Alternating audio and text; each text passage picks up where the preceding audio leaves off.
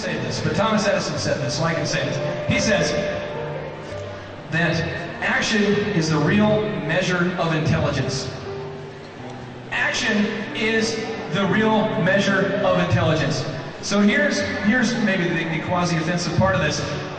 So you're trying to tell me that if I have a master's degree, a bachelor's degree, I have a doctorate, and I don't use it, it's meaningless? Yes. Unless you're going on Jeopardy.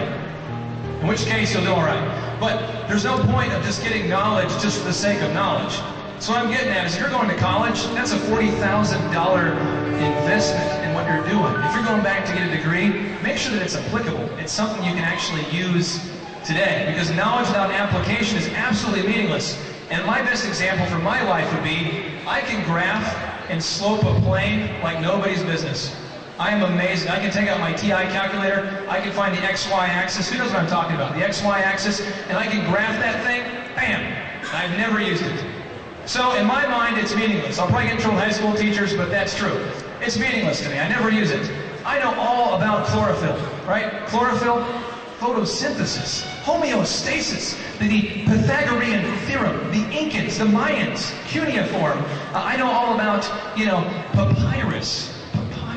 I'm an expert in papyrus, but I don't use it. So I'm not going to spend any of my time, now that I'm working, learning that stuff. If I'm studying in my office, you're not going to find me reading about cuneiform in the DJ headquarters. Trust me.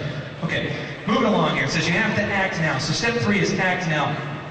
And for my life, in 2001, my best friend got killed in a car accident. And we were lifelong friends. This guy and I had been friends. We played G.I. Joe together.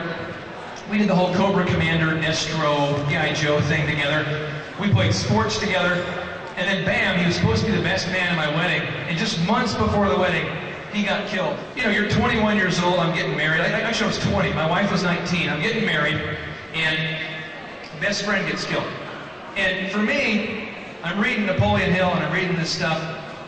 And it occurred to me, that action, Mark probably won't have an opportunity to act tomorrow. He wanted to be a baseball coach. He probably can't apply for that job. I probably can't tell him, hey, I love you. Because we're college buddies. And college buddies, for anybody here who's gone to college, it's all about, we say dude a lot. We refer to various beverages a lot. We say, dude, how you doing? Dude, I'm doing good. Dude, that's all we say. We never say I love you, I care about you, can I help you? And when he died, the finality of that hit me. And that's when this really began to resonate with me in terms of acting now. And a little quote that I put together here for you. It says, we cannot say that we don't have enough time. We have exactly the same number of hours per day that have been given to Oprah, Bill Gates, Michelangelo, Mother Teresa, Leonardo da Vinci, Andrew Carnegie, Jared from Subway, Jeff Bridges, Jay-Z, Thomas Edison. We have the exact same amount of time as they do. So then it makes you think, well, why are they more successful? It's probably because they're not watching too much MTV. It's probably because they're not watching a lot of just random things. It's probably because they're not being led by everyone else's random whims and visions and things they want to do.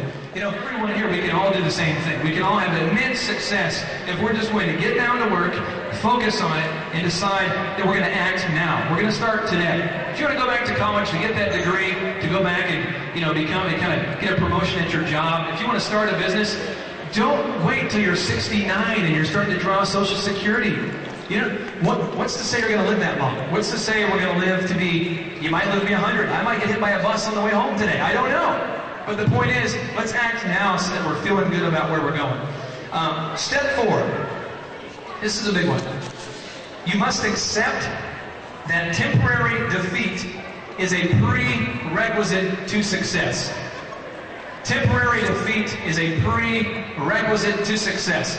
And for some reason, in college at Oral Roberts University, home of the fabulous lawsuit, they never talked about that. I knew that algebra was a prerequisite to Algebra 2, and I had to have Humanities 1 before I got Humanities 2, and Intro to Audio before Intro to Video, but we never talked about failure being a prerequisite to success. And I know we have Shirley, and we have Suzanne in the house that won awards today. And I bet you they can tell you, I think it was Shirley, no, it's Suzanne. Where was Suzanne with us here? Is Suzanne with us? Suzanne's the lady who has the restaurant there, the coffee house.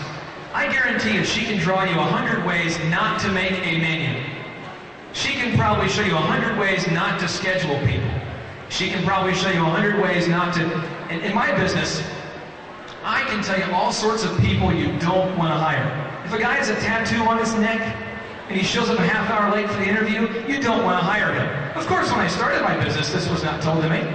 You know, if a guy says, I'll kind of be there at 10 a.m. tomorrow, you can count on me, I'll kind of be, I'm pretty sure I'll be there. That means he definitely will not be there. These are things that I've learned, but only from temporary defeat.